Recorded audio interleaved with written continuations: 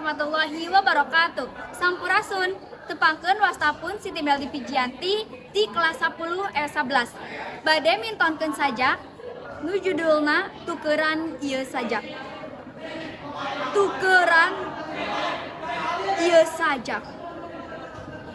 Yus Rusiana. Tukeran ieu saja. Kusalambar simbut atawa samak saheulai. Hegrungkupkeun ka barudak anu teu kaburu heulai. Pating goleba dina trotoar. Tukeran ieu saja ku beas wuluh atawa heucak.